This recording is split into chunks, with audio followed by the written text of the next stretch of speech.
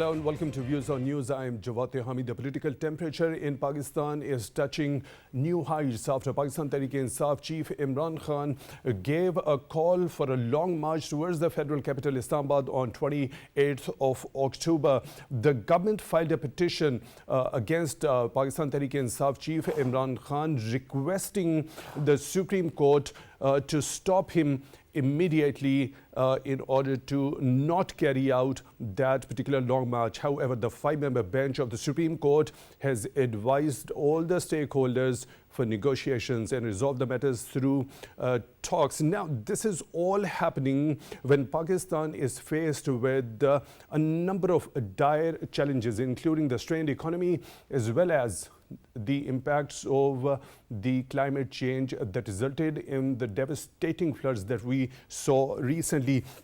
Now, there are certain developments regarding the KSE 100 index, which fell around 650 points today. At the same time, the rupee also depreciated against the dollar today in the interbank markets. Experts say this is primarily because of this particular political instability in the country. There is another latest development. The Asian Development Bank has accredited $1.5 billion in the State Bank of Pakistan's account, which will definitely give the government in Pakistan the fiscal space and manage its counter-cyclical development expenditure package. Now, how bigger is this particular respite for the authorities in Pakistan in order to steer the country through these challenging times, and what sort of an impact the call by the PTI chief of a long march towards the federal capital will have on the country's economy? We'll delve deeper into these aspects with our panelists in the show, but our production team has prepared a report. Let's watch that first. Prime Minister Shehbaz Sharif, after concluding the successful visit to Kingdom of Saudi Arabia, in which he not only attended the Saudi Future Investment Initiative Summit, but also presented Pakistan's viewpoint regarding the economic challenges faced by the world, is now going to pay a 2-day official visit to China on the invitation of Premier of State Council of People's Republic of China, in which Foreign Minister Bilawal Bhutto Zardari will also be accompanying him. The Prime Minister will be among the first leaders to visit China following the historic 20th National Congress of Communist Party of China. Such extensive foreign engagements of Prime Minister Shehbaz Sharif are gathering enormous economic successes for Pakistan, which will ultimately take Pakistan out of the economic turmoil. Prime Minister Shehbaz Sharif, during his visit to Kingdom of Saudi Arabia, held meeting with Saudi Crown Prince and Prime Minister Mohammed bin Salman and discussed matters of bilateral interest. Meanwhile, on the request of Prime Minister Shehbaz Sharif, Crown Prince Mohammed Salman ordered the release of Pakistanis held on charges of hooliganism at the Masjid-e-Nabawi in Medina. We just watched that report now. The administration, in order to stop this particular, oversee this particular long march by Pakistan Tehreek-e-Insaf, has made all the arrangements, and it is going to deploy around over 13,000 security personnel along the March Avenue. Let's jump into the discussion. We are honored and privileged to have been joined in the studio by Dr. Naazir Mahmood. He is a senior journalist. Mr. Mahmood, thank you very much for your time, for being on Views on News. Really appreciate that. And on Skype, we are being joined by Dr. Khaqan Najeeb, a former advisor, Ministry of Finance. Dr. Najeeb, thank you very much for your time also at Views on News. We really appreciate that. Let's begin the discussion with you, Dr. Mahmood. How bigger a respite do you think it is for Pakistani authorities, the credit of $1.5 billion by the Asian Development Bank to the State Bank of Pakistan's account? I think it is a substantial amount for the time being, though I mean in the long run it's not that big, but at least for the time being it will give a substantial respite to Pakistan's economy. And not only Asian Development Bank, but we have seen that during the past 6 months when the present government came to power, one after another, the team of the Prime Minister, including previously Miftah Ismail and now Ishaq Dar and Prime Minister himself, they have been visiting and negotiating deals with the IMF, also with other countries from Qatar. PM is going to visit China also. So, you know, the Pakistan's economy, which was on the verge of collapse 6 months back in April, and there is no two opinion about that, because at that time in April, when the present government came to power, the situation was extremely bad. And since they took over, initially there was a setback, rupee depreciated rapidly. But then during the past 2-3 months, we have seen, as our friendly countries came to help, and they announced, Qatar also announced, Saudi Arabia announced, and now ADB has announced, IMF deal again revived. So all these are very positive signs for the economy. I would repeat, for the time being, because these are not long-term solutions. So I think that with the present team in command, I think situation is likely to improve. But the threat, as you just mentioned. Oh, well, I'll come to this point later in the show. Dr. Khaqan, Najeeb, what do you think? How bigger is this a respite for the Pakistani authorities, who are actually relentlessly working day in and day out to steer the country out of these challenging times, especially in the wake of the recent devastating floods? Thank you for having me on PTV. Pakistan is going through a perpetual dollar liquidity crunch, or a balance of payments crisis. Today, that crisis is very heightened because your reserves currently stood at $7.5 billion.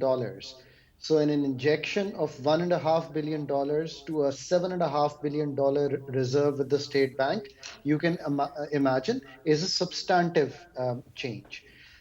It is also true that within this money, we have another $500 million we should be getting with AIIB, the Asian Infrastructure Bank, which is tied to the disbursement of the Asian Development Bank. At this stage, as we steer a difficult FY23 because of this continued pressure on our reserves, continued pressure on the demand, and the difference between the demand and supply of dollars, any injections in the state bank's reserves are welcome and needed. We should remember that we need to put $34 billion together to steer FY23 unscathed, without any harm, to complete this. So in that, these kinds of injections, which are already part of the budgetary framework, are extremely important, and this is a good time to have this money. That is my view on this. Right. Dr. Khaqan, Najeeb, when you mentioned $34 billion to steer the economy through fiscal year 2023, is it with that estimate of the losses incurred because of the devastating floods that stand around $40 billion, or is it a separate amount that you're mentioning? So very important to remember, we have debt payments, amortization, interest payments of about $21 to $22 billion, which are nothing to do with the flood. So that money that we have to get, this is part of the 34 billion that I'm talking about. Then we will have a current account deficit, which initially was thought to be around 9 billion, and one can hope that it comes down around to that figure. So that would take us to somewhere 22 plus 9, around 31 billion. But why I say 34 billion is the comfortable level, there are two reasons. One is that, as you just mentioned, the floods may increase our current account deficit because our imports may increase, the need to increase cotton into the country because of the floods and other food items, and exports may slow down. So I'm keeping a buffer and saying that we need $34 billion together. The flood damage that is now estimated anywhere between $32 to $40 billion is a separate item altogether. So this is the flood money that we need for the rehabilitation, rescue effort, and reconstruction, which is completely separate. This is the other money. So you can imagine that injections into Pakistan are so key to steer this FY23.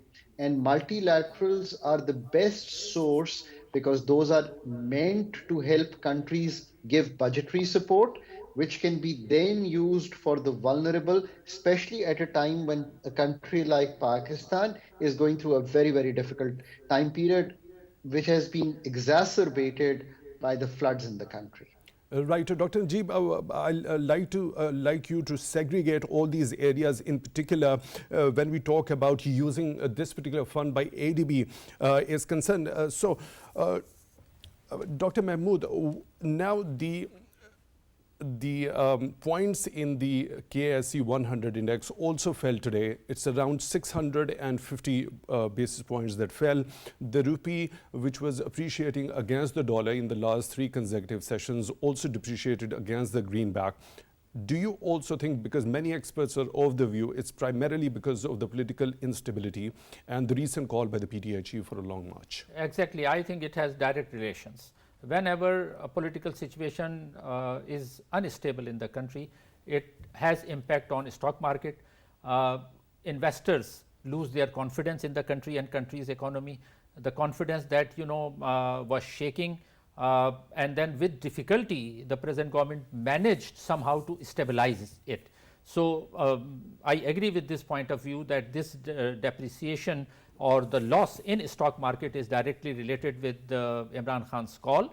And when if actually this long march happens, practical life is paralyzed in the country.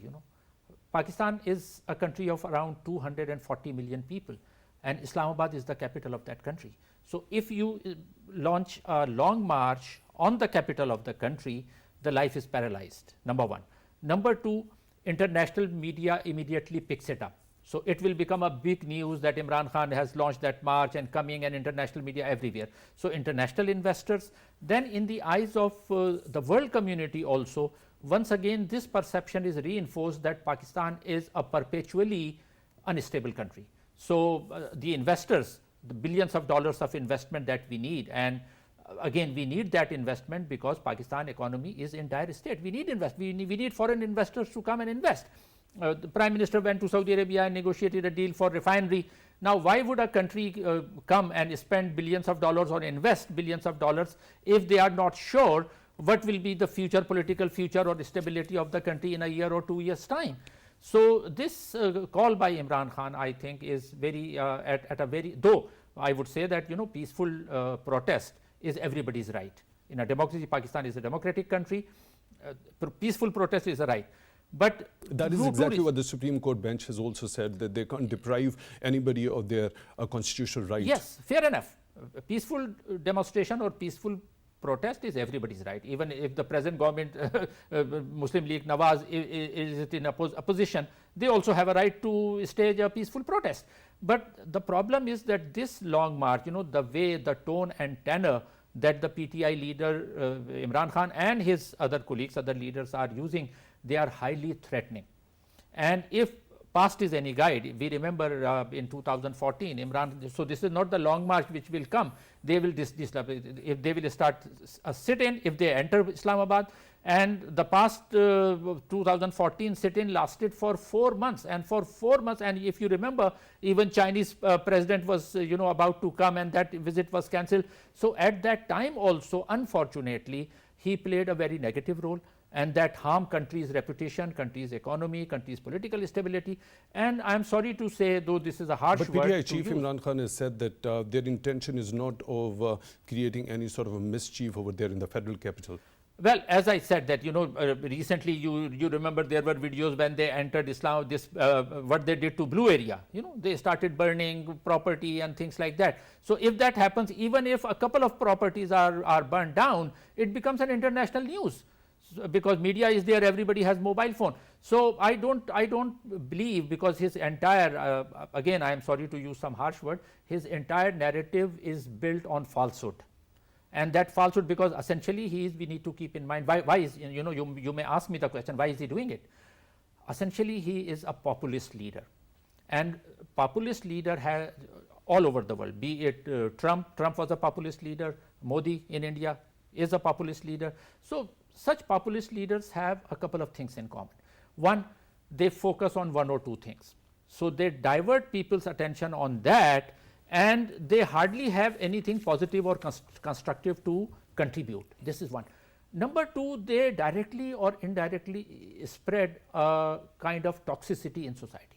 Now the Supreme Court at the same time has also said that this protest should be held within the ambit of the law and the Constitution. Let's go to Dr. Najeeb.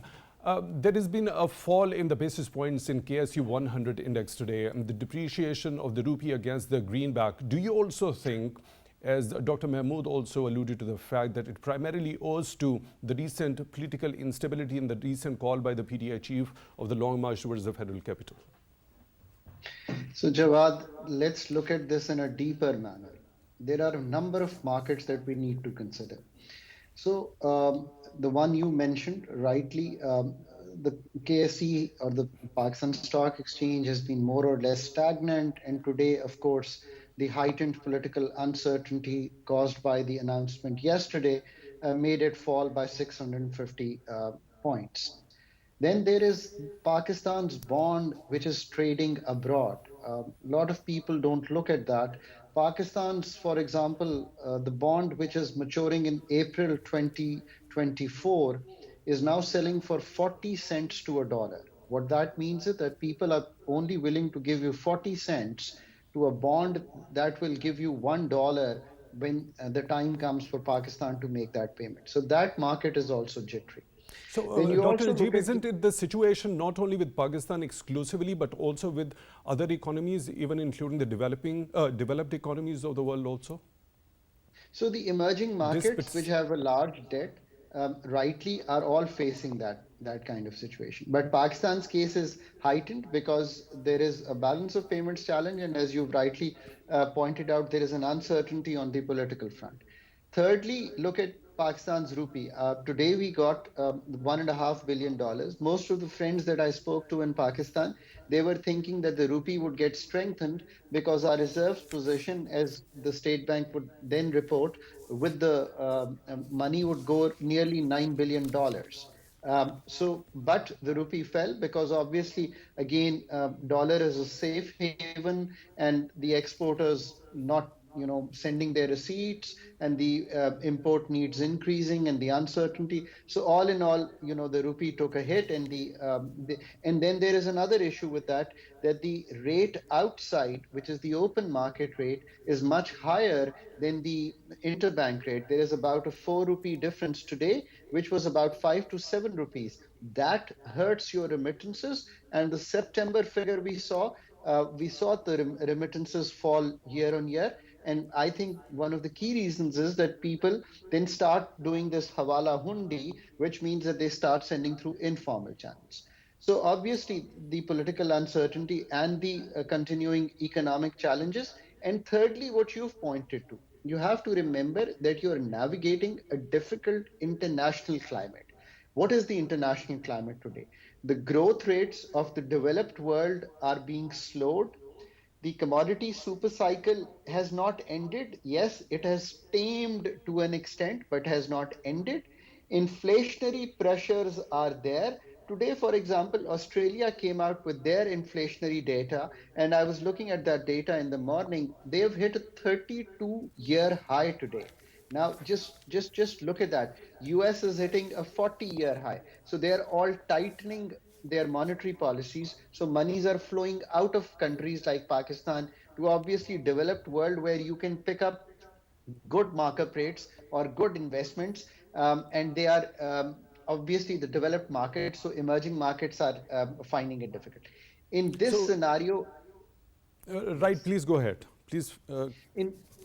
In this scenario, I've always said that elders, political leadership, establishment, the executive, the academia, the business leaders, I think they need to put their heads together, and we need to think about our country as to what certainty we can create on the political front, on the economic front, and especially on the social front with the floods in the country. Right. Dr. Najeeb, you talk of the dollar liquidity crunch Pakistan is faced with right now. We saw a change of the reins in the finance ministry in Pakistan as well when Mr. Ishaq Dar took over the reins. Then he pointed towards the speculators and he said the actual value of the dollar is below 200 rupees. We have seen a considerable depreciation of the dollar against the rupee, and rupee appreciated against the greenback. Now that it is again under pressure. So what sort of measures do you think Mr. Ishaq Dar took at the very outset in order to make the rupee appreciate against the dollar and why it has become sort of stagnant after considerable appreciation against the dollar right now? So, Jawad, it's a very timely question that you've asked. So, what really happened when there was a change in the finance ministry is that the sentiment changed on the dollar. What do I mean by that? When we were hovering around 240, the exporters were holding on to their monies in the hope that they can get a better rate, 241, 242 as we moved on. But as the finance ministry took a change of leadership, the sentiment changed. We started seeing the authorities being more vigilant on the disorderly movement of the rupee that was taking place. The sentiment prompted the exporters to sell $500 to $600 million. That's the estimate that we are hearing into the market, and we went all the way from 239 to nearly 218. So there was a big change. Today, you saw a reversal of that sentiment. The reversal is that there is going to be uncertainty, there is going to be a challenge, monies may not flow in like that, IMF mission may get delayed, all kinds of uncertainties prevailed. The sentiment changed, and you saw, right. I think, 96 paisa fall in the rupee. The other thing right. is, there are... So please the go other ahead. thing which... Please. Yeah. So the second thing that matters in this kind of short-term movement is manipulation, of course. Manipulation is what we've heard. The banks were selling it again, at the LCs were open at a high rate. And thirdly, the fundamentals, which is the ADB money. So these are the three aspects which are driving the rupee movement in the country, or the foreign currency market in Pakistan. Right, Dr. Khaqan, Najeeb, your point is well taken. Now, Dr. Mahmood, when we talk about this particular long march, now the administration has made some arrangements regarding this particular long march, overseeing this one. Around 13,000 security personnel are going to be deployed along the march route or the avenue. Is it not going to be an extra burden on the already the expenditures the authorities are making? This is, I think, an extreme burden that we could have at this particular moment, because as Dr. Najeeb also mentioned, that there are other factors also, the economy. There are three factors that why economy is in such a dire state. Three factors. One, for the past 3 years already the world economy is affected, and when the world economy is affected, Pakistan economy is also affected, first of all because of the COVID-19 pandemic, then the floods we had. And when you have these floods, 33 million people displaced. Remember, in Sindh, the by-elections had to be postponed because security personnel were not available, and because they were working in flood-affected areas. Now, the federal government has requested the government of Sindh also to send security personnel. So I think 3,000 or 4,000 personnel have come from Sindh also, and from other sources. 1,022 right, police yes, personnel from Sindh also. And FC also. So this is of course all unproductive expenses. These people will be here not only transport, but for weeks they will be here, transportation costs, to look after them. So this is a huge expense that Pakistan cannot afford at this moment. So around 13 to 14,000 security personnel allocated just to block or stop that long march, futile long march, uncalled for long march, which is not needed at this particular moment. So, and then the most surprising thing is that the PTI leadership, of course, Imran Khan claims that he has been doing politics for 25 years. Now, at least somebody should have the sense that Pakistan, our primary loyalty is not with our political party. Our primary loyalty, everybody's, be it a layman, common citizen, or a political leader, our primary loyalty is to the country. So if the country's economy collapses, no political party, and most of all PTI, which claims to be a clean party, most of all, they should have the sense of responsibility not to rock the boat at this particular moment, when with difficulty economy was stabilizing. So I think this is the worst time when this could happen. So rather than doing something, if he had as he claims he has millions of people supporting him, now these people should be working for flood relief rather than staging a long march. And what is the target? The target is to to capture Islamabad and to just like he did, he tried to take over. Now, if he wants to change the government, there are constitutional ways. He can, just like the PDM did, they tabled a vote of no confidence, and constitutionally speaking, Imran Khan or PTI's government was removed. So, if Imran Khan thinks that he should be the Prime Minister, he has all the right to go to the parliament and table a no confidence vote. So, on one side, he does not even go to the assembly. In 4 years, he barely attended the parliament, though as a legislature, his primary responsibility is to be there. So, he did not, and now on one side he is boycotting the parliament, and on the other side he wants to be the leader and prime minister. Right. So, there is a dichotomy, this lack of understanding. Right. This is absurd. I'll come to this point later. We are now joined by Dr. Vaqar Ahmed on phone line, who is Joint Executive Director, Sustainable Development Policy Institute. Dr. Ahmed, thank you very much for your time and views on news. Now, Asian Development Bank has credited around $1.5 billion in the State Bank of Pakistan's account. How bigger do you think is it a respite for the Pakistani authorities who are already relentlessly working day in and day out to steer the economy out of the crisis?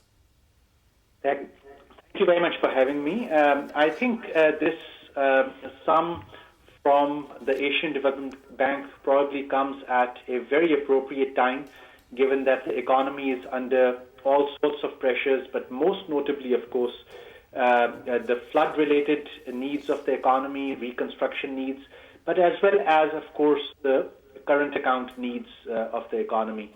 But I think one of the more short-term gains of this news has also been the uplifting of our financial market, the sentiments of our financial market. You've seen that the currency is under a lot of pressure.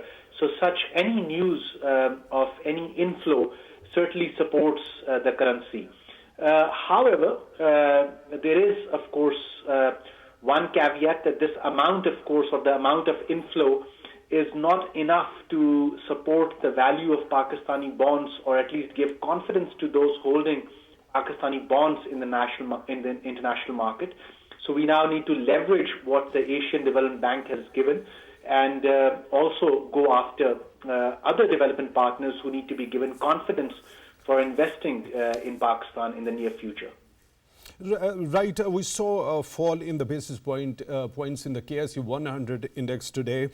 This news came later in the day, the crediting of $1.5 billion by the ADB. Earlier, we saw the depreciation in rupees value against the dollar. Do you think it owes primarily to the political instability and the recent call by the PTI chief for a long march towards the capital? Yes, political instability certainly remains the biggest factor, due to which, of course, economy and the investors are jittery. And even news such as Pakistan clearing the FATF grey list or inflows from donors would be secondary, of course. And the primary, of course, news which the market wants to hear is that of political stability or some sort of consensus across the political brass across the country. Having said this, I think it is important also to note that it is not just the central government which comes under pressure whenever you have things like Long March.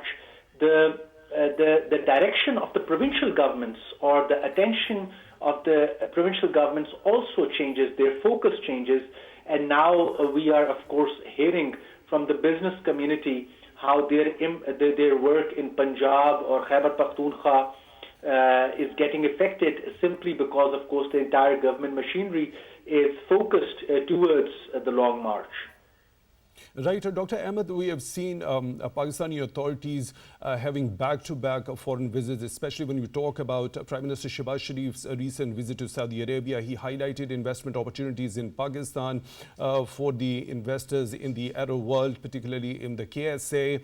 Now he is likely to visit China in the next month. Also, he'll definitely highlight the investment opportunities in Pakistan over there as well. We'll try to grab the attention of the investors over there in China. Now, given this particular facts. At the same time, there is a call of such a massive long march that PTI claims to carry out after 28th of October. What sort of a message does it send out to the outer world about Pakistan's stability? Yes, so I think Prime Minister has given very clear messages to potential investors abroad, and I think the leadership of the GCC countries, of course, also wants to see a very positive positioning of Pakistan when it comes to exhibiting that the country is open for business. Having said this, of course, the investors also look at the political risk of investing in developing countries, most notably, of course, countries which may be facing electoral cycles. Election year is going to be around the corner as well. And then, of course, as you rightly pointed out, the risks associated with Long March. Now, when you have such political risk, investors who, well-intentioned investors who want to invest in the country, start demanding higher sovereign guarantees. And this is something which, of course, Pakistan is not in a position to provide, given that we are under a fund program, and the extended fund facility of the IMF certainly will not allow us to provide large-scale sovereign guarantees, which the investors in the Gulf may be demanding. So again, we come back to the same point which you were making earlier, that something has to be done about the perceived or the actual political risk which the investors see in the country. Right, Dr. Vaqar Ahmed joining us on phone line, Joint Executive Director, Sustainable Development Policy Institute. We really appreciate your time for being with us at Views on News. Now, Dr. Najeeb, when we talk about this particular long march, there's going to be a huge deployment in terms of security personnel, and even the security personnel for other provinces, especially when we talk about Sindh province, they've been called in to be deployed in order to oversee this particular long march. As Dr. Mahmood already alluded to the fact, the normal routine life of the common man is also disrupted. What sort of an direct impact do you think this long march is going to have on the common man's life? So I think on the macro level, there is another very important aspect that we have to keep in mind, that end of October, early November, we are also beginning in IMF talks on the 9th review. I have always advocated that countries, and not only Pakistan, the emerging markets with high levels of vulnerability on the balance of payments must use IMF as an anchor and not leave IMF. The people who were not able to go to the IMF quickly enough, like Sri Lanka, faced a very, very harsh task as they moved without the IMF. So one, on the macro level, we have to make sure that the fund talks stay intact. Usually when there is such a movement in the country, fund arrival becomes difficult and talks have to happen outside Pakistan or via video link. So that's one thing.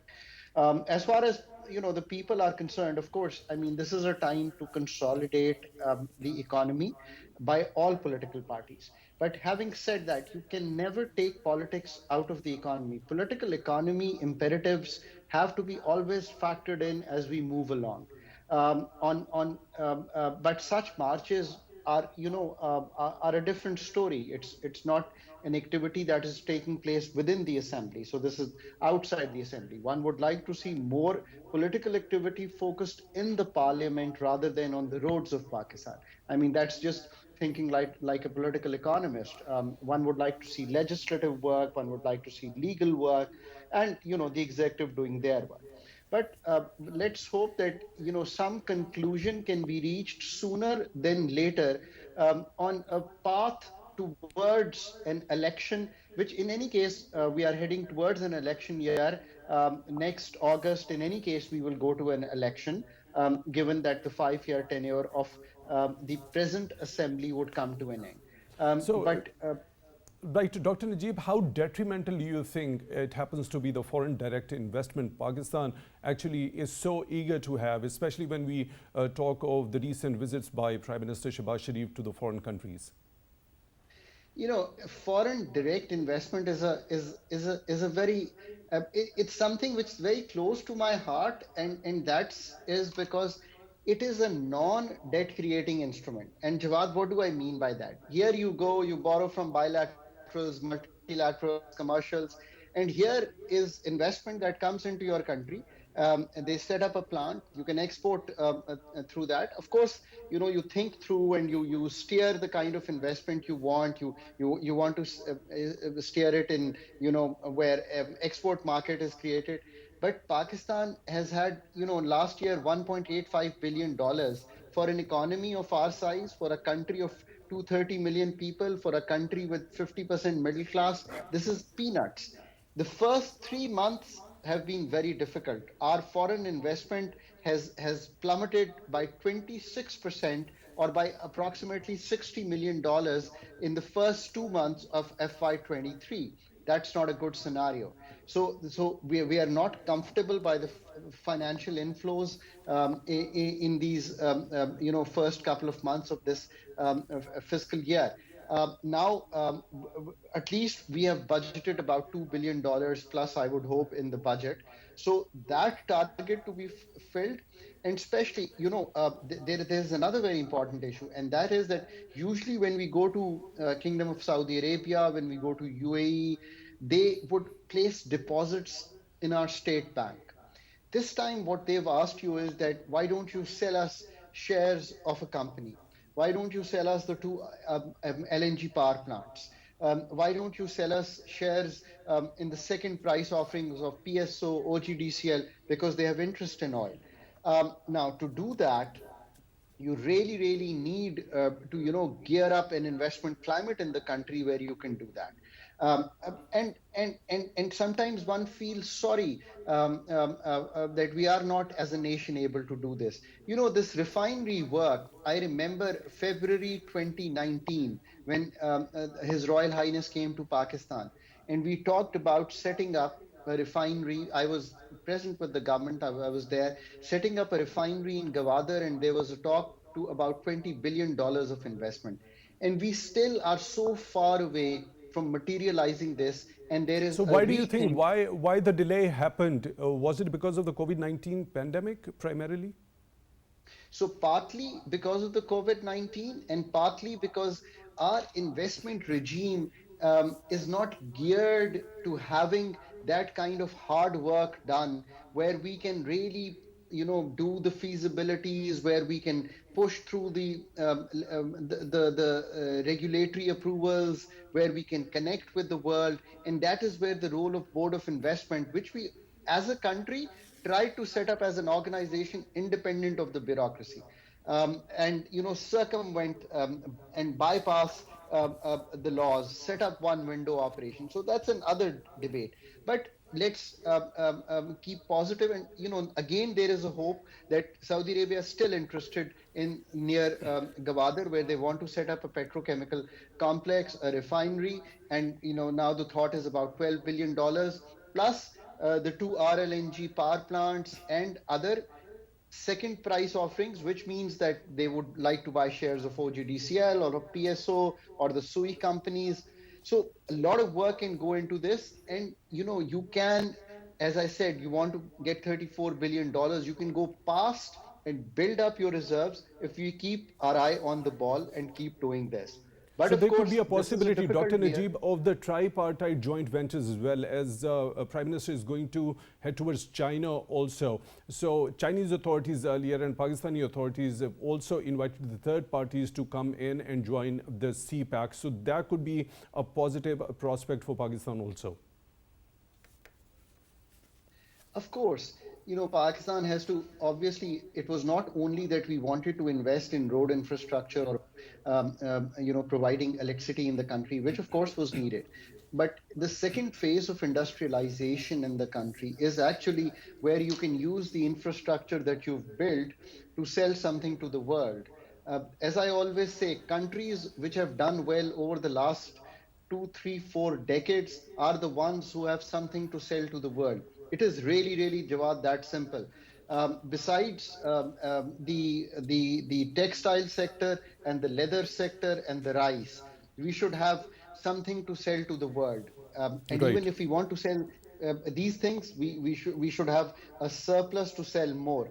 And until unless we gear up our exports through this phase of industrialization after CPEC, our balance of payments challenge will not go away.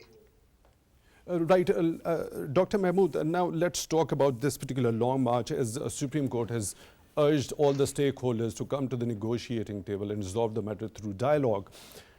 PTI Chief Imran Khan is also, in a number of media interactions, has also said that in a democracy or in a political setup of such sort, the back channel talks are always a possibility.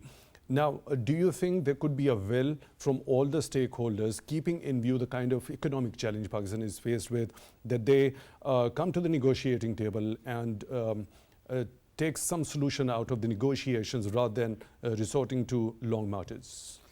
Well, I think willingness on the part of the ruling coalition, which primarily, of course, there are other parties also, but primarily this is PMLN and the People's Party. These are seasoned parties. They know, and they have repeatedly said that they are always ready to negotiate. Even when Imran Khan was in power, the opposition at that time, they wanted to negotiate, but the PTI's stance has never been conciliatory. If you remember the kind of legislation they passed without any consultation, at that time also PDM used to say that let's negotiate. Whether it was the question of, let's say, electronic voting machine, they wanted to negotiate, but the PTI said no negotiations. So at this moment also, I think from the ruling coalition, there is a desire to negotiate. But this long march, announcement to launch that long march, shows that PTI and its leadership is not ready to negotiate. They want to simply blackmail the government. And that is the worst part of this. Is it a strategy of building a maximum pressure? Because if we look at the schedule of this particular long march, it is going to commence on 28th of October. Now, PTI leader Mr. Asad Umar has said that Mr. Imran Khan and his supporters are going to reach the federal capital around 4th of November. So the time in between these two dates, is it for earning that leverage to build up that pressure on the government? Yes, build up. You are very right. This has been their policy, their PTI and Imran Khan's policy. Even when he was in power, he always was in an attacking position. He felt that as if he was standing on a container. So the pressure when he was in power, pressure on media, pressure on judiciary, pressure on the establishment. So that even then he was doing, and right now also this long march is essentially a tool to build more pressure, not only on the government, on the judiciary, on the establishment, on all, even on election commission.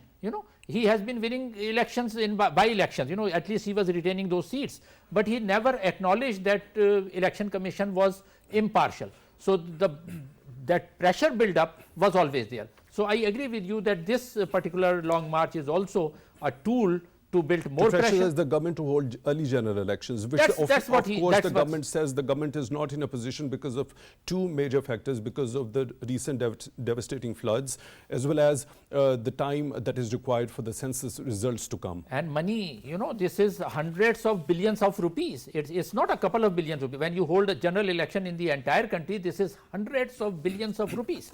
So in present condition, on one side the government is going outside and borrowing money and requesting other countries to help us, and on the other side, if we announce election right now, premature election, there is no need to it. How on earth will we manage to spend hundreds of billions of rupees on those elections? On such a large electoral exercise. Dr. Naazir Mahmood, a senior journalist, thank you very much for your time at Views on News. Unfortunately, we are short of time. We really appreciate your time for being on the show. And we were also joined on Skype by Dr. Khaqan Najeeb, a former advisor, Ministry of Finance. Dr. Najeeb, thank you very much for your time also at Views on News. Now, the ongoing political upheaval in Pakistan no doubt affects the routine life of the common man, and especially at a time when the country's economy is faced with dire challenges, with the government relentlessly working to steer the country out of these financial crises